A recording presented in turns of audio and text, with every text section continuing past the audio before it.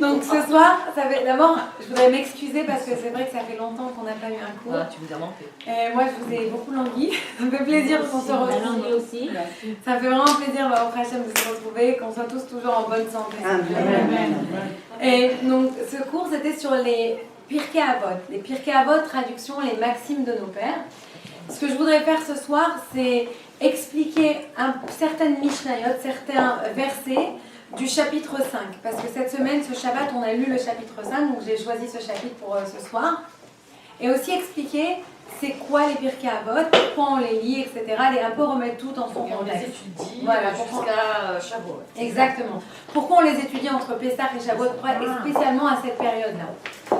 Donc les Pirkei Avot, d'abord, on dit c'est un livre d'éthique, de morale. On traduit ça par chapitre. Vraiment, Pirkei, c'est un Pérec, un chapitre. Avot de nos pères. C'est vraiment la traduction du texte. Et en fait, il faut savoir que c'est une Mishnah, c'est un traité. C'est quoi la Mishnah? Au IIe siècle à peu près de l'ère commune, il y avait un grand rabbin qui s'appelait Rabbi Yehuda Hanassi, Rabbi Juda Yehuda le prince. Et il a remarqué ce rabbi-là, que les gens, ils répétaient toute la Torah orale. Vous savez que quand Dieu a donné la Torah, il a donné une partie écrite, et l'autre partie, elle était transmise de père en fils, etc. Et il s'est rendu compte que quand les gens ils transmettaient, au début ça posait pas de problème, ils avaient une très bonne mémoire, ils arrivaient à tout se rappeler, etc. Mais avec les années, les gens avaient une mémoire, voilà, la mémoire a changé, c'était une mémoire inférieure, et donc ils se rappelaient pas. Et c'est là qu'il y a eu des dissonances, c'était plus pareil. Les gens ils disaient quelque chose, quelqu'un d'autre disait autre chose, alors il a dit stop. Je vais m'asseoir, je vais tout regrouper, je vais tout écrire. Et c'est là on dit qu'il a écrit les Mishnayot. C'est là qu'il a écrit donc tous ces traités. Maintenant quand on parle des Mishnayot, il faut savoir, en tout il y a 63 traités, d'accord? C'est divisé en 6 parties, mais en tout il y a 63. Ça parle de tout. Ça parle des lois de l'agriculture, de la fête, ça parle du droit civil, divorce, mariage, d'après la Torah, donc les relations familiales, ça parle des sacrifices dans le temple. Ça parle de la pureté familiale, etc. Et bien plus, d'accord? En tout, si on compte, il y a en tout 63, mais c'est divisé en 6, tout est dans 6 ordres, tout regroupé en 6 ordres bien distincts. Et donc, il a tout regroupé, il a tout écrit. Et un de ces traités, un des 6 traités, c'est les Pirkei Avot. Et ça traite de tout ce qui est moral, tout ce qui est éthique. Donc tout ce qui est l'éthique, la morale, et toutes les relations, si vous voulez, interpersonnelles. Donc toutes les relations entre les gens, ça traite de ça. Et ce traité-là, il est écrit pourquoi il est appelé, les pères. On va expliquer pourquoi les pères, ça veut dire quoi les pères, papa, maman, pourquoi papa. Et aussi, il est lu, comme Sabine nous a dit, entre Pessah et Shavuot. Et une des raisons pourquoi il est lu à ce moment-là, c'est parce que justement, on se prépare après Pessah, on se prépare au don de la Torah, avec la fête de Shavuot. Pour se préparer au don de la Torah, pour recevoir la Torah, on dit Derecheret Kadma la Torah. Avant la Torah, il y a d'abord le respect, il y a d'abord la morale, il y a d'abord avoir des bonnes valeurs. Donc d'abord tu as des bonnes valeurs, après tu vas étudier la Torah. Donc avant d'arriver à la fête de Shavuot et d'étudier la Torah, d'abord prépare-toi au niveau moral, au niveau éthique, et une fois que tu es prêt, tu peux arriver à la fête de Shavuot, et là tu peux recevoir la Torah. Donc c'est ça l'idée, pourquoi on le lit à cette période-là, et pas à une autre période. Maintenant, essayons d'expliquer pourquoi on appelle ça le traité des pères. Pourquoi le mot père? Tout d'abord, il faut savoir, il y a plusieurs raisons. La première des raisons que j'ai lues, c'était parce qu'un père, c'est quelqu'un qui éduque. Et pour éduquer, la première chose que tu dois apprendre justement, c'est les valeurs, la morale. Et donc, ce traité-là, il est en fait un traité pour les éducateurs, pour les pères. Les éducateurs, ça peut être un vrai papa, ça peut être aussi un prof, ça peut être aussi un rabbin, etc. C'est une personne qui t'amène une éducation. Donc c'est un traité pour tous les gens qui éduquent, pour tous les pères. Donc ça, c'est une des premières raisons pour qu'on appelle père. Une des deuxièmes raisons, c'est parce que des fois on dit c'est un thème père, c'est un parent. C'est-à-dire c'est un thème qui est essentiel, c'est la base. Et de ce thème-là va découler d'autres thèmes, d'autres choses. Donc c'est dans ce sens-là aussi. Quand on dit les chapitres des pères, les Pirkei Avot, c'est une base. Tu dois d'abord apprendre la base et après tu peux apprendre tous les détails, etc. Et on ajoute qu'il y a un des rabbins d'ailleurs dans les Pirkei Avot qui s'appelle Ben Bagbag, c'est son nom, Ben Bagbag. Et lui il disait justement que la Torah, tu peux creuser, tu trouveras toujours quelque chose à apprendre. C'est la même idée, c'est la paix, c'est le parent. Si tu commences à étudier la Torah, tu ne pourras jamais t'arrêter d'étudier. Il y aura toujours quelque chose de nouveau que tu peux découvrir et que tu peux apprendre. Donc ça, c'est une autre raison pourquoi on appelle ça père. Troisième enseignement, pourquoi on appelle ça père, c'est comme on a dit, Derech Eretz Kadma la Torah, la politesse, elle vient avant la Torah. Et c'est important d'abord, comme tu de la même manière que tu dois respecter ton père, et après tu apprends de lui la Torah, de la même manière, ces choses-là, elles viennent ici pour t'apprendre le respect, et après tu peux aller apprendre la Torah. Donc c'est une autre raison pourquoi on appelle ça père, de la même manière que tu dois respecter ton père. Et une dernière raison que j'ai lue pourquoi on appelle ça père, et c'est une raison qui m'a le plus marqué personnellement, c'est que des fois dans la vie, on apprend quelque chose à quelqu'un, n'importe qui. Il y a toujours quelqu'un à qui on apprend quelque chose. Dire des choses aux gens, c'est très joli. Mais quand la personne, elle retient ce qu'on lui a appris, et elle prend ça, et elle change sa vie grâce à cet enseignement, alors on a un rôle de père envers cette personne. Parce qu'on a, comme si on a donné la vie à cette personne. Parce qu'on a donné une nouvelle vie, une vie qui a maintenant de la valeur. Donc en fait, c'est pas seulement un traité des pères, on l'a pas appelé juste comme ça des pères, on voit maintenant que ce mot père, en fait, il a plein de significations, et ça nous montre vraiment que ce qu'on apprend dans ce texte-là, ça nous donne une leçon pour toute notre vie, et c'est la base de la Torah. Avant d'apprendre la Torah, apprends d'abord à te comporter correctement avec les autres personnes, apprends d'abord la morale, les valeurs. Et donc j'ai sélectionné quelques Mishnayot, quelques versets de ce chapitre 5, que je voudrais qu'on étudie ce soir pour vous montrer comment ça nous apprend des valeurs. Alors, je voudrais d'abord commencer par une idée importante. À chaque fois qu'on lit un des chapitres, avant de lire le chapitre, on récite un verset. Et quand on termine le chapitre, en tout il y a 6 chapitres, donc avant on récite un verset, et quand on termine, on récite un verset. Le verset qu'on récite avant, il est très intéressant. Il dit « Kol Israël yeshlahem chelek leolam haba » que toute personne du peuple juif, il a une part au monde futur. Et ça, c'est un enseignement basique très important. Quoi que tu fasses, tu as une part du monde futur. Donc ça donne beaucoup de force et d'espoir, déjà avant d'apprendre. Et quand on termine avec une autre Mishnah, un autre texte. Le Mishnah est la suivante, je vais vous la lire directement en français. Rabbi Hanania, le fils de Akashia, disait « Il plut au Seigneur, béni soit-il, de rendre Israël digne. Aussi, il lui donna une vaste Torah et beaucoup de commandements. Ainsi qu'il est dit, il plut à Dieu dans sa droiture de faire la Torah grande et honorable. » Je vais vous traduire ça parce que c'est très joli ce texte. Ce qu'il dit Rabbi Hanania ben Akashia, Rabbi Hanania le fils de Akashia, il dit Dieu, il a donné la Torah parce qu'il aimait le peuple juif et il voulait que le peuple juif il soit digne, comment on dit digne en français ? Digne, merci. Qu'il soit digne. Donc, en fait, Dieu, il a donné la Torah et les mitzvot pour que le peuple juif soit digne, pour le rendre digne. Tu te poses la question, tu dis, attends, mais ça doesn't make sense, ça veut rien dire, ça. Si tu veux que quelqu'un, un enfant par exemple, tu veux qu'il agisse bien, est-ce que tu vas lui donner une tonne de choses à faire et que l'enfant, il va être débordé, il va avoir tellement de choses à faire et les expectations, on dit les expectations en français, non. Oui, les attentes. Les attentes, merci. Que les attentes, elles vont être tellement hautes que l'enfant, il va se sentir noyé dans les attentes et il va rien pouvoir faire, etc. On dit c'est la même chose. Dieu, il veut que le peuple juif il soit digne, mais il lui donne 613 mitzvot, il lui donne toute cette Torah, c'est un peu trop. Comment il s'attend à ce que le peuple juif il soit digne s'il a tellement à faire? C'est un peu trop d'attente du peuple juif, on lui a trop donné. Peut-être tu donnes un peu moins. Si tu avais donné au peuple juif, peut-être on va pas, je sais pas, une dizaine de lois à respecter, tu vas apprendre un petit peu de Torah, ça aurait été plus facile. Au moins là, tu es sûr qu'ils peuvent le faire, qu'ils peuvent être dignes. Daïez-nous. Oui, daïez-nous, ça suffit. Qu'est-ce que tu nous donnes tout ça? Mais ça veut rien dire ce qu'il dit ce rabbin. On répond à cette Mishnah avec une parabole. Il y a un jour deux amis d'enfance, ils étaient très très très copains. Et donc une fois, un des amis, il habitait dans la campagne, et l'autre il habitait dans la grande ville. Et donc il l'appelle, il lui dit écoute, je t'envoie, à l'époque il n'y avait pas le téléphone, il lui envoie un texte, je t'envoie un message, je t'envoie mon fils, s'il te plaît occupe-toi bien, je l'envoie pour qu'il apprenne le business, voilà, maintenant je le lance dans la vie active, je l'envoie, il arrive dans la ville bientôt, occupe-toi-en. L'enfant arrive, dès qu'il arrive à l'hôtel, il s'installe, il envoie une note donc à l'ami d'enfance de son père qu'il est bien arrivé. Et vas-y que la partie commence. Le soir même, il sort, il commence à dépenser, il va au restaurant, il fait la fête. Le lendemain matin, dès que l'ami a reçu le mot qu'il est en ville, il arrive, il lui dit « Debout, réveille-toi, donne-moi, où il est l'argent? Ok, viens, Il va avec lui, boum, viens avec moi. Il dit, ah mais je suis fatigué. Non, non, non, non, viens avec moi. Allez, on va maintenant aller acheter dans cette entreprise, on va acheter cette marchandise. Allez, viens, il nous reste de l'argent, on va aller dans cette entreprise, on va acheter de la marchandise. Attends, on va faire une promesse de vente là, on va faire ci.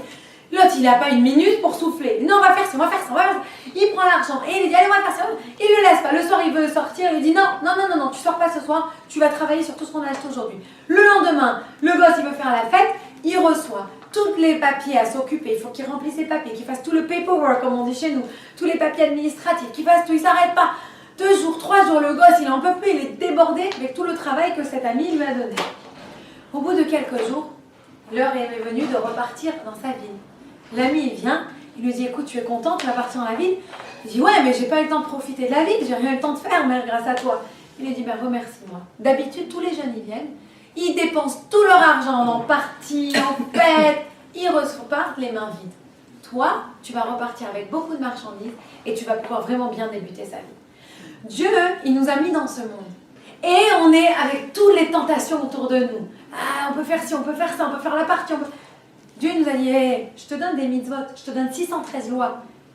Remets ta tête dans le spirituel. Bien sûr que tu vas vouloir être tiré dans tous les sens. Mais si tu as toujours ta tête, ah, je dois cuisiner pour Shabbat. Ah, il y a la fête de Shavuot qui arrive. Ah, va acheter ton loulav. Tu es toujours avec ces lois, ça ne te lâche pas. Tu as toujours derrière, même si tu n'as pas envie d'y penser, tu as toujours au fond de ta tête, qu'est-ce que Dieu il veut de moi? Et ça te sauve de faire des bêtises, entre guillemets. Et quand tu pars de ce monde, tu pars avec des mitzvot, tu pars avec des marchandises, tu n'as pas perdu ton temps dans ce monde. Donc ça, c'est l'idée qui nous dit Rabbi Hanania, le fils de Akashia. Il nous dit, ne crois pas que Dieu t'a juste donné ça, et toi tu lis c'est pire qu'Avot, et tu dis, ah, encore des trucs à faire, encore des valeurs, encore de la morale, encore de l'éthique. Non, c'est pour ton bien. C'est parce que c'est ça qui te garde bien focalisé dans ce monde, et c'est ça qui va faire que quand tu repars de ce monde, tu repars pas les mains vides, tu repars les mains pleines. Donc ça, c'est vraiment un enseignement important. Et je voudrais après continuer par la première Mishnah que vous avez, la numéro 1, la première Mishnah du chapitre 5. Si vous la voyez, vous l'avez tous. Carole, tu veux nous la lire? La première. Que le monde fut créé à travers 10 paroles divines. Qu'est-ce que cela vient nous apprendre? En effet, le monde n'aurait-il pu être créé par une seule parole? En fait, c'est pour châtier d'autant plus les impies qui ruinent le monde qui fut créé par 10 paroles et pour attribuer une récompense d'autant plus importante aux justes qui maintiennent le monde qui fut créé par 10 paroles. Alors je vais retraduire ça en langage commun. Voilà. La Mishnah, elle est très bizarre, vraiment, en tout cas pour moi. Elle dit comme ça, le monde a été créé à partir de 10 paroles. Donc ça, c'est pas la partie bizarre. Les 10 commandements? Non. Ah non. Bravo. Les 10 paroles, c'est quoi? Quand Dieu, dans Bereshit, dans la Genèse, le livre de la Genèse, le premier livre de la Torah, Dieu, on dit qu'il parle pour créer le monde. On dit d'abord la première, Bereshit, bara Elokim et hashamayim ve'et haaretz. Au début, Dieu a créé le ciel et la terre. On dit qu'au début, c'est déjà un des premiers mots de Dieu. En disant ce mot, il y a eu la création, boum, le ciel est apparu, la terre a apparu. Un autre exemple, Dieu a dit, vayehi or. Et Dieu, on dit, Dieu il a dit, et la lumière fut. C'est une parole. Avec cette parole, il a créé la lumière. Et Dieu a dit que le ciel, les eaux du haut soient séparées avec les eaux du bas. C'est une autre parole. Donc à chaque fois que Dieu il a dit un mot, une parole, d'accord, il a créé quelque chose dans le monde. C'est comme ça que Dieu il a créé le monde. Donc on dit en 10 mots, si tu les comptes, vous prenez le livre de Bereshit, vous comptez 10 mots, on a créé le monde. D'accord? Donc ça c'est la Mishnah, elle commence comme ça. Et elle continue en disant, qu'est-ce que ça nous apprend? C'est marrant. La Mishnah elle pose la question, on dirait que c'est même pas clair pour eux. Pour celui qui a écrit ça, c'est même pas clair. Qu'est-ce que ça nous apprend? Ok, et il répond. Ça nous apprend quoi? Il continue la question d'abord, il dit, le monde aurait pu être créé avec une parole. Si Dieu il a la force de créer avec sa parole le monde, il aurait pu dire, je sais pas moi, abracadabra, et boum, le monde il apparaît. Pourquoi Dieu il a eu besoin de dire 10 mots? Alors la Mishnah elle répond. Elle répond d'une manière très bizarre. Elle dit, parce que, si vous lisez, d'accord, c'était pour punir les méchants qui vont désacraliser le monde, et pour récompenser encore plus les bons qui vont élever le monde et qui vont respecter le fait que Dieu a créé le monde par ses 10 paroles. Je ne sais pas si vous comprenez, parce que moi, c'est un peu dur à comprendre. Qu'est-ce que ça veut dire ici? D'abord, Il y a une raison toute simple. Si on voudrait comprendre le sens simple, il est très facile. Je vais vous donner un exemple. Imaginez, vous prenez 5 minutes à faire une peinture. Boum, vous la posez à sécher. Votre enfant, il vient avec un verre d'eau. Il vous verse surtout de la peinture, vous ruinez la peinture. Vous avez mis 5 minutes à la faire. Est-ce que c'est un big deal? Ok, vous allez la refaire. Maintenant, imaginez, vous avez passé 2 jours à la peindre. 2 jours, vous êtes, attention, chaque détail. Votre gosse, il vient et il vous fout du Nutella dessus. Qu'est-ce que vous faites? Ouais, crise de nerfs. C'est pas la même réaction quand tu t'es investi dans quelque chose beaucoup que quand tu investis dans quelque chose un peu. Donc la première réponse, elle est que Dieu, il a créé le monde avec 10 mots au lieu de 1 mot pour te montrer la valeur du monde. Je mets plus de mots, je mets plus d'efforts dans la création du monde. Donc quand toi tu vas aller le détruire ce monde en faisant des mauvaises choses, pense à tous les efforts qui ont été mis dans cette création. Et donc ça, si vous voulez, ça détruit le monde encore plus. Parce que tu ne respectes pas tous les efforts que j'ai mis dans la création. Et au contraire, si tu respectes la création, bravo, parce que j'ai mis tellement d'efforts à créer ce monde que vraiment tu respectes chacun des mots que j'ai dit. Il y a encore une question, ça s'arrête. C'est très joli comme réponse, mais ça ne répond pas toujours que Dieu, pourquoi un? Pourquoi il n'a pas dit 1 mot? Pourquoi il a dit 10 mots? Ok, c'est beau, mais Dieu il aurait pu dire 1 mot, c'était quand même beaucoup d'efforts de créer le monde. C'est un monde dont on parle pas d'un petit truc. Et puis ça ne répond pas, il y a une autre question qui se pose ici. Pourquoi on parle d'abord du méchant et de la punition avant de partir du bon, de parler du bon et de la récompense? En général, le but c'est quoi? C'est la récompense. Si tu n'es pas récompensé, ok, on te punit. Mais pourquoi tu parles d'abord de la punition et après de la récompense? C'est une autre question. Quoi? Il est plus facile. La dernière chance qui te reste dans ta tête, c'est la récompense. Attends, alors Rita a dit, il est plus facile d'être méchant que d'être bon. Et pardon Daniel, j'ai pas entendu. C'est plus facile à se rappeler quelque chose de bon et d'être récompensé pour avoir fait quelque chose de bon que d'avoir fait quelque chose de méchant. Donc on est d'accord. Oui. D'après ce que tu dis, on aurait dû parler de la récompense avant de la punition. On est d'accord. Non. Alors la chassidoute, elle va nous aider à répondre à cette question. Oui. D'abord, là je vous ai traduit en français, mais dans le texte, c'est pas traduit, le mot il est différent. On n'utilise pas le mot punir, on utilise le mot les ipara. Ça veut dire complètement différent. Les ipara, c'est un peu comme si on parle que quelqu'un il a une tête. Comme si j'ai fait un deal avec toi, ok? Alors tu t'es pas bien comporté, bon, ben, le deal il est que tu vas recevoir ça et ça, d'accord? C'est ça vraiment la Mishnah qu'on traduit dans le texte qu'elle a utilisé comme mot. Et quand on parle de la récompense, si vous lisez bien les mots de la Mishnah, on ne parle pas juste que Dieu va te récompenser, on dit va te donner une meilleure récompense. C'est différent. Ça veut dire que déjà, on est d'accord quand tu as une récompense. Il y a déjà la récompense. Voilà, tu as déjà la récompense. On te parle d'une meilleure récompense. Donc de quoi on parle? C'est un pléonasme, c'est une meilleure récompense. Non, c'est pas une pléonasme. Ah, c'est une bonne récompense. Ah, tu peux avoir... Déjà, une récompense, c'est bien, mais alors... Voilà, meilleur. Tu donnes à tes enfants 5 $ parce qu'ils t'ont aidé à faire la vaisselle, ou tu leur donnes 10 $. C'est une meilleure récompense que 5 $. Ouais. Tu peux avoir des meilleures récompenses. Ah, ok. Premièrement, venons répondre à la première question. Pourquoi 10 mots au lieu de 1? Pourquoi pas un mot? Pourquoi 10? La chassidoute, elle nous explique qu'en fait, les 10 mots, ils correspondent aux 10 attributs divins. Il y a 10 attributs divins. D'ailleurs, si vous allez à la dernière page, je vous les ai écrits, vous pouvez suivre avec moi. Chorma, la sagesse. Bina, la compréhension. Da'at, la connaissance. Je m'arrête une seconde et je vous explique. Je vous ai mis en parenthèse ce que ça voulait dire.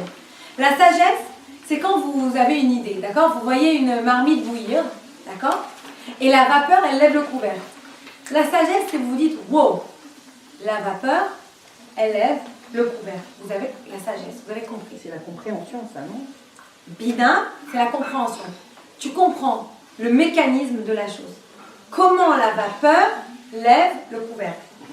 Da'at, c'est la connaissance. C'est quoi la connaissance? C'est que tu as compris tout et tu sais maintenant l'utiliser. Ah, si la vapeur, elle lève le couvercle, alors peut-être je peux utiliser la vapeur dans un train pour faire tourner les roues. Tu as compris? C'est différent. Donc ça, c'est la base. C'est la base. Voilà, c'est comment tu appliques la chose. C'est la base de la compréhension, de la connaissance de Dieu. Et après, Dieu il continue à se révéler par d'autres manières différentes. La bonté, chesed, gvura, la force, la sévérité, tiferet, la beauté, netzar, la victoire, od, la splendeur, Yesod, la fondation, et Malchut, la royauté. C'est quoi ces 10 attributs divins?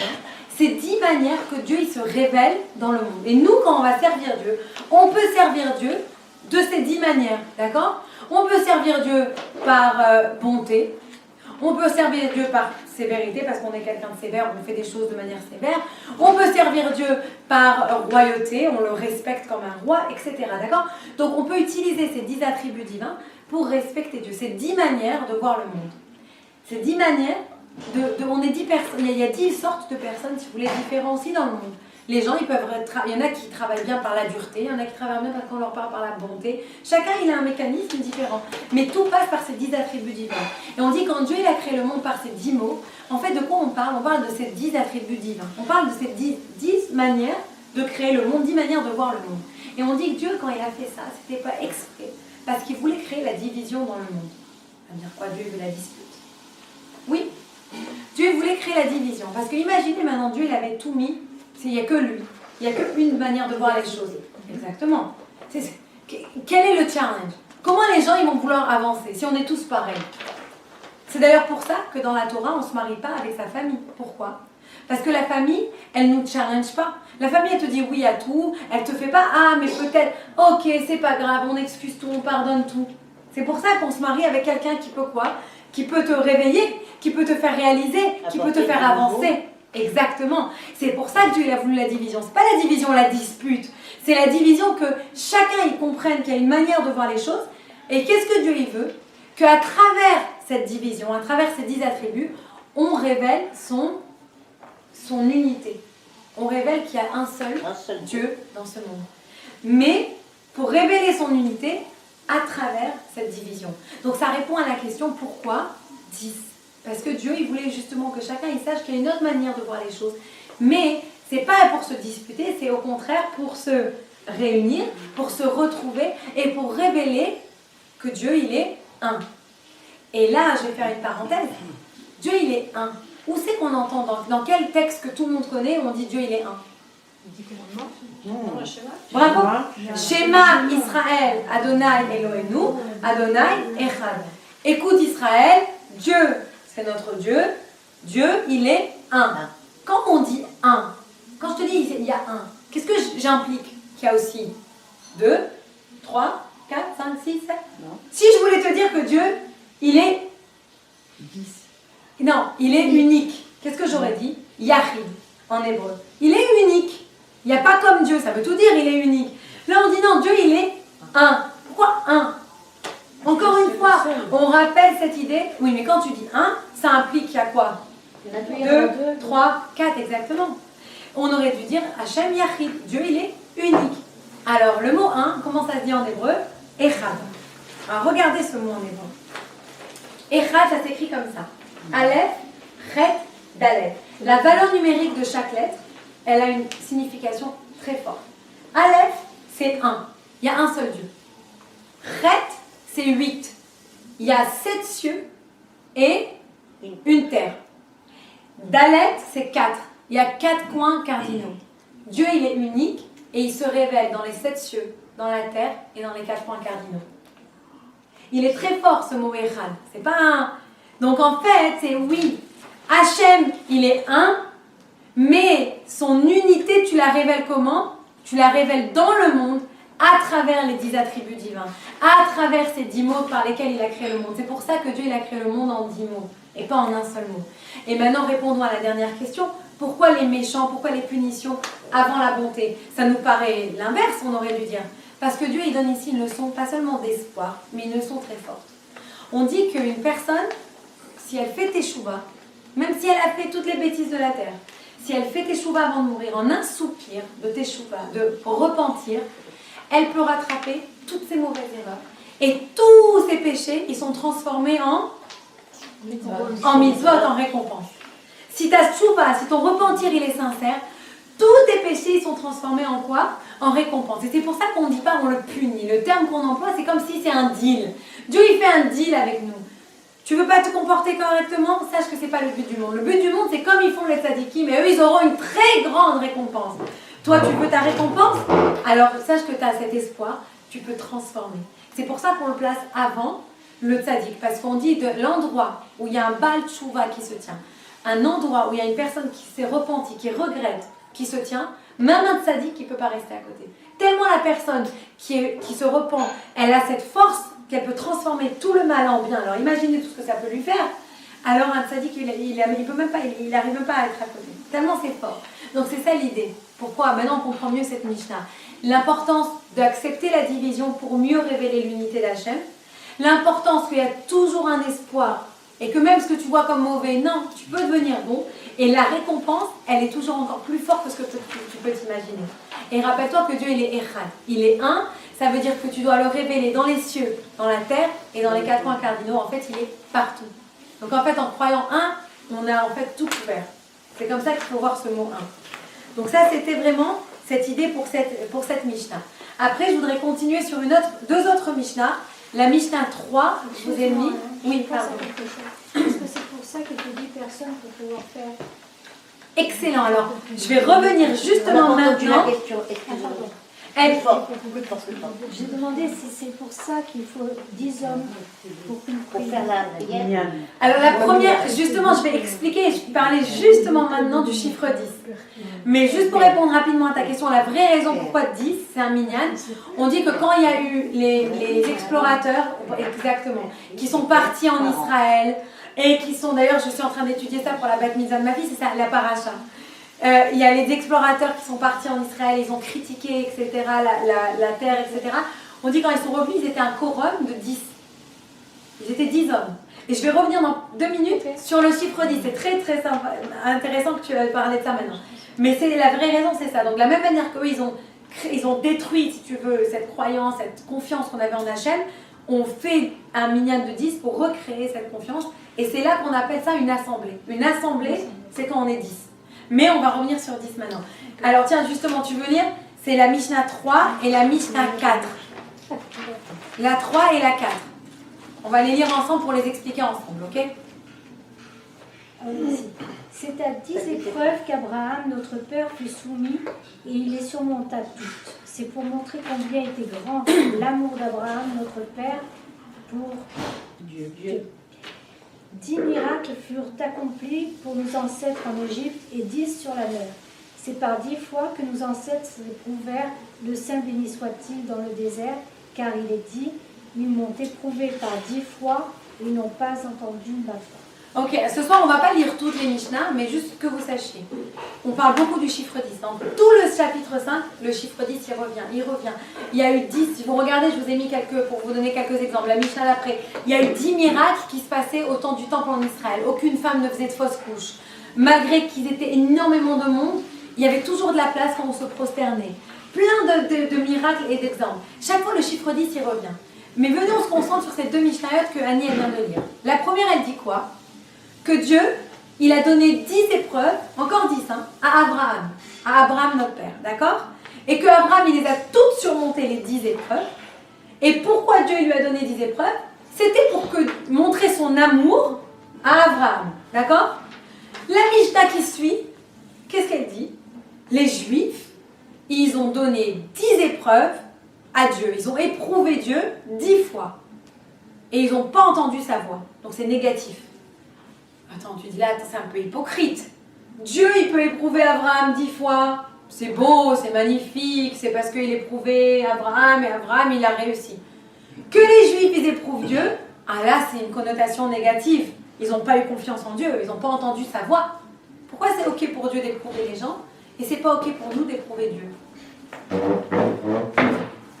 On pourrait se poser la question. Pourquoi c'est d'accord quand c'est Dieu qui nous éprouve, qui nous fait des épreuves dures? Comme Abraham, on les connaît les épreuves. Tue ton fils, égorge-le. Oh, qu'est-ce qui est plus dur que ça? Et par contre, quand les Juifs, eux, ils ont manqué de confiance en Dieu, ils ont éprouvé Dieu, là, c'est pas bien.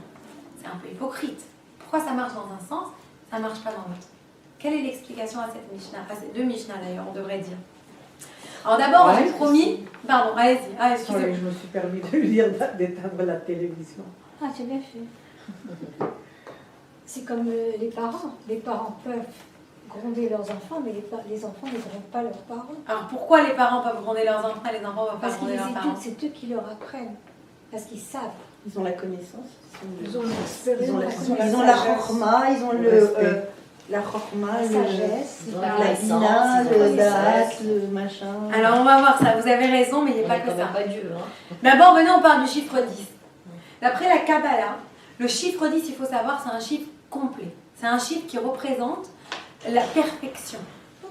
Je vous donne un exemple. On t'a donné l'exemple du minyan, ce qui était très intéressant.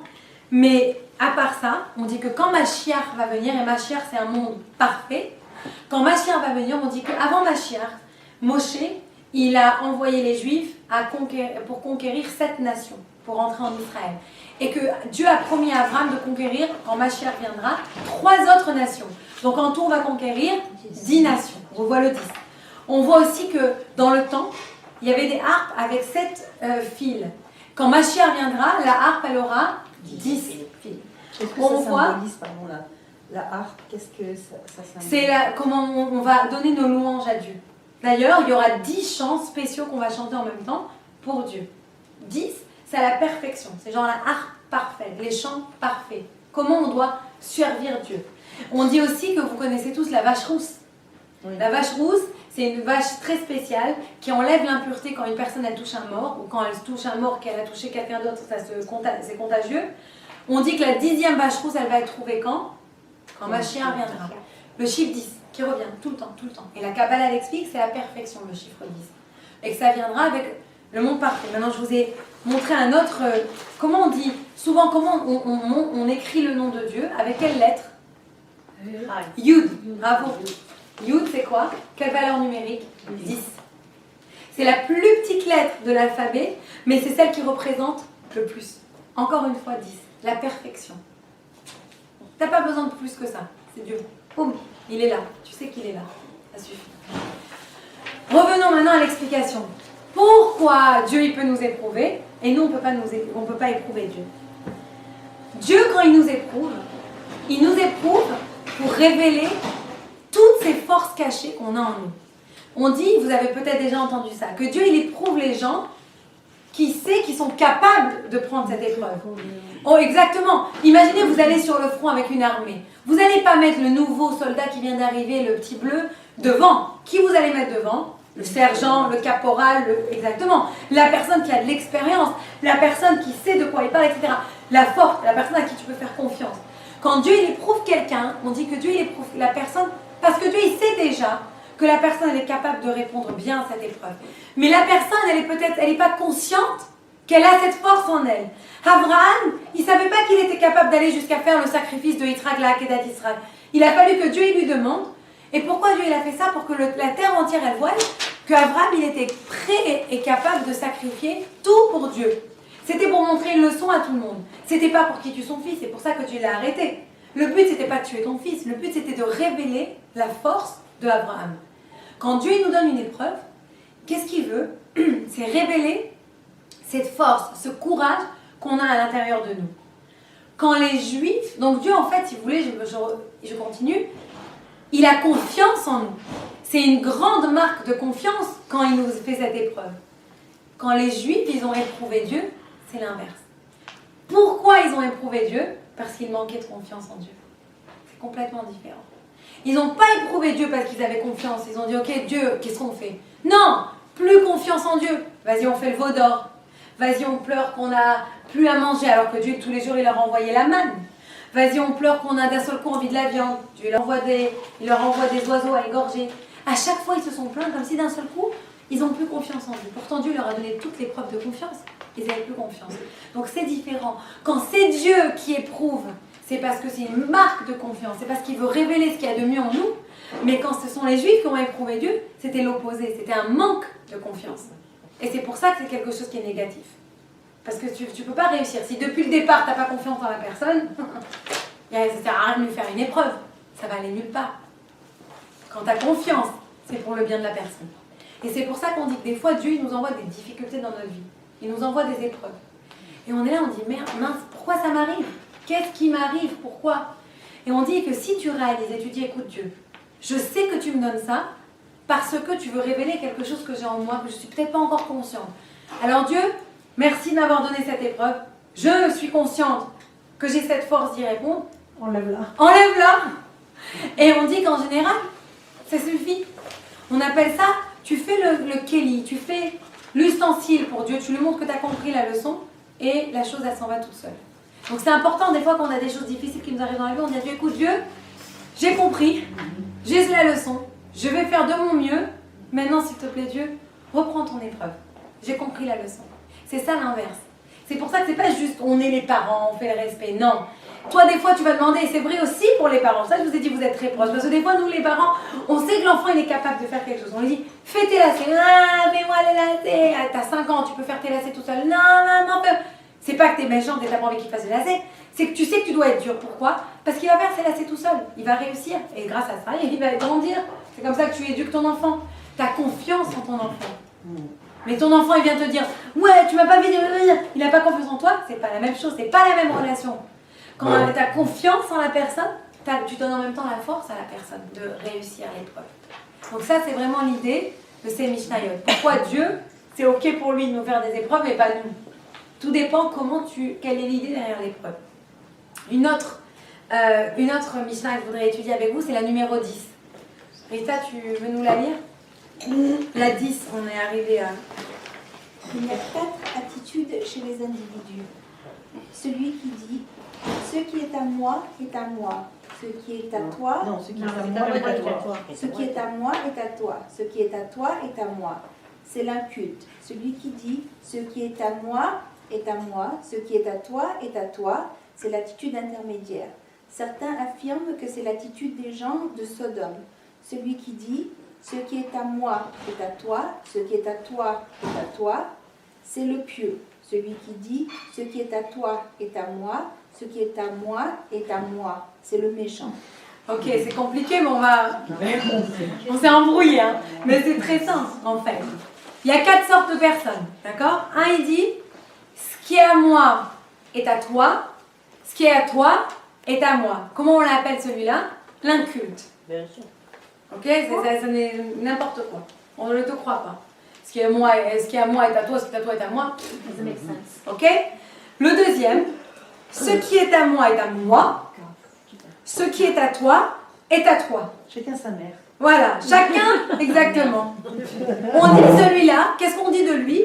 C'était ce que faisaient les gens de Sodome. Qu'est-ce qui leur est arrivé à cette ville-là de Sodome et Gomorrhe?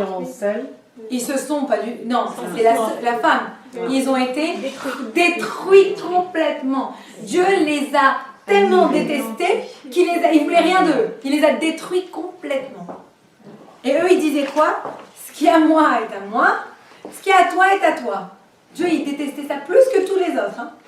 Donc, troisième, ce qui est à moi est à toi, ce qui est à toi est à toi. Ok? Moi, je te donne ce que j'ai et tu gardes ce que tu as. Ça, c'est le chassid, c'est le pieux, la bonne personne. Et le mauvais, le méchant, il dit quoi? Alors, ce qui est à toi est à moi, ce qui est à moi reste à moi. Oh, lui, il a rien compris, le mauvais, ouais. Pourquoi? Alors, j'ai pas besoin de vous expliquer le premier, ce qui est à moi est à toi, ce qui est à toi est à moi. C'est débile. C'est débile, ok? C'est n'importe quoi. J'ai pas besoin de vous expliquer le méchant, ce qui est à toi est à moi, ce qui est à moi est à moi. C'est évident. Est-ce qu'on a besoin d'expliquer le chassid le pieux? Non, c'est quelqu'un qui est bon. Ce qui est à moi, tu peux l'avoir. Ce qui est à toi, tu le gardes. C'est une bonne personne. Lequel on te dit qu'il est le pire, qui est comme Sodome? C'est celui qui dit quoi? Ce qui est à moi, reste à moi. Ce qui est à toi, reste à toi. Pourquoi celui-là, c'est le pire? Parce Qu'il ne veut rien qu'il partager. n'y a rien avoir partage, quel partage, ouais, il n'y a aucun... Il n'y a aucune interaction, il n'y a Mais c'est rien. pire qu'il veut rien partager. Hein? C'est Il pire, veut rien donner. il veut rien donner. Mais c'est pire, c'est quoi? Qu'est-ce qu'il dit? Pourquoi c'est tellement dégoûtant? Pourquoi c'est tellement pas bien? Parce qu'il veut prendre. C'est pire que celui qui garde ce qu'il y a lui. Hein. Oui, il veut Pourquoi? prendre aussi le bien. Non, non, non, il ne veut pas prendre. Il dit ce qui est à moi est à moi. C'est chacun Ce qui est à toi est à Chacun moi. pour soi. Chacun pour soi. Non, il dit ce qui est à toi est Ça, à c'est moi. l'égoïste, c'est tout. Non, ça c'est le mauvais. C'est le méchant. Oui, moi je te Oui, parle mais pas. ça, C'est pas le pire qu'on te dit. Le pire, celui qui est comme Sodome et Gomorre, le pire, c'est celui qui dit ce Ce qui qui est est à à moi moi est à est à moi. moi, ce qui est à toi est à toi. Viens pas m'embêter. Je garde ce que j'ai, tu gardes ce que t'as. Chacun chez soi. Pourquoi c'est le pire? On dit que le mal ultime pour un juif, le pire pour un juif, c'est ça. C'est l'égoïsme total. Parce que quelqu'un qui dit c'est à moi, c'est à toi, c'est à toi, c'est quelqu'un qui n'en a rien à faire de l'autre. Exactement. C'est pire que tous les autres. Tous les autres, ils ont encore quelque chose à faire, ils échangent. Il y a une Lui, émotion. ouais, même le méchant, au moins on a la couleur claire du méchant. Il n'y a pas, on sait, ok, t'es mauvais, on s'en fout de toi. Lui, c'est pas un hypocrite. Celui-là, il est pire, celui-là, c'est sournois. À moi, à toi. C'est-à-dire, si tu crèves, j'en ai rien à foutre, je t'ai pas demandé de m'aider. Voilà. Je t'ai pas demandé de m'aider, qu'est-ce qui t'arrive? Ça me concerne pas. C'est le pire, celui-là. Le pire de tous. Ça, c'est ce que la Torah, elle est complètement contre. Tu peux pas, tu dois vivre avec la compassion pour les autres. Ça n'existe pas que tu dis c'est ton problème, j'en ai rien à faire. La Torah, elle est contre ça. Et ça n'existe pas. Tu vis dans une société. Tu vis avec d'autres personnes. Tu es obligé de care. Tu es obligé de t'en faire pour les autres. Si tu es un égoïste, c'est contre la morale juive. C'est complètement contre. C'est très très fort. Et on dit, qu'est-ce qu'il faisait à Sodome? Qu'est-ce qu'il faisait? On dit, il donnait des pièces à des gens. Et ils écrivaient leur nom sur la pièce. Ils disaient, tu veux manger? Pas de problème, voilà une pièce. Et ils écrivaient leur nom. Personne n'acceptait la pièce avec ce nom. On n'acceptait que la pièce s'il y avait mon nom. Donc la personne, qu'est-ce qu'elle faisait? Elle allait, est-ce que tu peux, je t'en supplie, je peux acheter à manger? Ah non, il y a un nom dessus, je ne peux pas la prendre ta pièce. Ah, un nom. Ah, chacun dit, mais c'est pas mon problème. Hein. C'est ton problème, c'est pas le nôtre. La personne, qu'est-ce qu'elle finissait par faire? Mourir de faim. Pourquoi Dieu les a tellement, il les a tellement détestés, il les a détruits? Parce que c'était ça. C'était tout. Ou il faisait autre chose. Qu'est-ce qu'il faisait?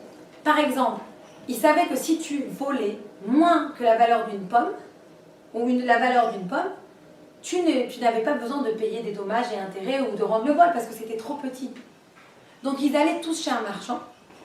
Un, il venait lui prendre une pomme, l'autre, il venait lui prendre une deuxième pomme, le troisième. Et le marchand, à qui il allait se plaindre? Il ne veut pas t'attaquer à toi pour sa pomme, il est à toi pour sa pomme. Donc il se retrouvait sans rien et il perdait le business. On dit qu'il faisait que des choses comme ça. Et c'est pour ça qu'on dit, il prend le sel. Parce qu'on dit justement, et c'était interdit. Qu'est-ce qui s'est passé? Ils ne voulaient pas aussi donner leur sel. Et la femme de Lot, pourquoi elle a été punie en statut de sel? Une des explications, c'est parce que justement, quand ils sont venus chez elle, les anges, elle n'a pas voulu se mêler. La même histoire. Qu'est-ce qu'elle est partie? Parce qu'on n'a pas voulu se mêler, elle est partie chez les voisins demander du sel. Pourquoi elle a demandé du sel? Parce qu'elle savait qu'en demandant du sel, ils allaient savoir qu'ils avaient quoi? Des invités. Et ils allaient vouloir venir les prendre et les tuer. C'est pour ça qu'elle a été transformée, punie en sel. J'ai jamais su ça. C'était un monde d'égoïstes. Chacun pense qu'à sa gueule, si je peux me permettre, qu'à sa tête.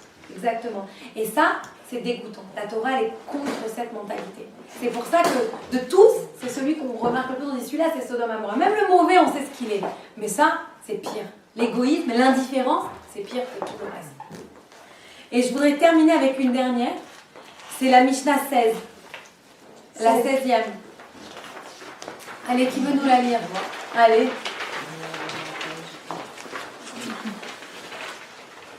La 16? Ouais.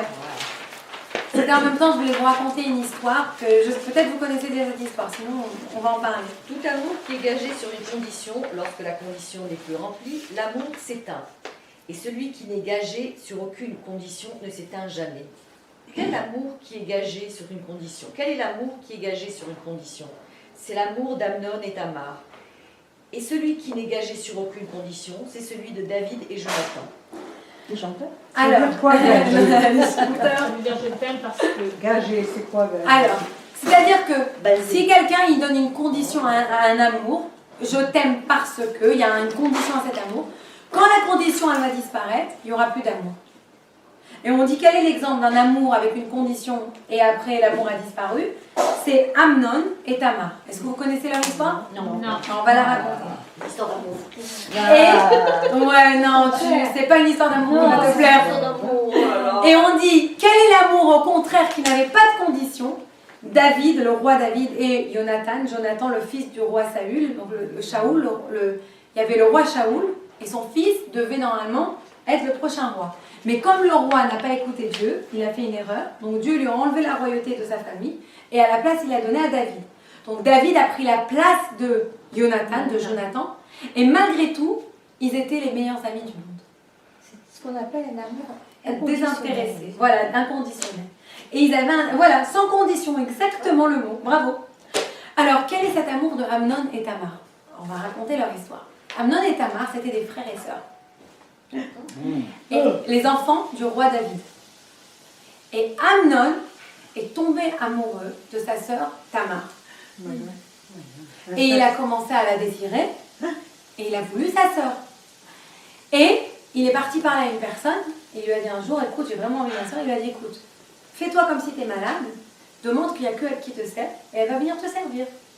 Il s'est allongé dans le lit, il a fait comme s'il était très faible, malade. Son père David est venu voir, il a dit, qu'est-ce qui se passe? Je me sens pas bien, j'ai besoin que Tamar, elle vienne m'aider, elle sait très bien faire cette cuisine-là, est-ce qu'elle peut venir me cuisiner, etc.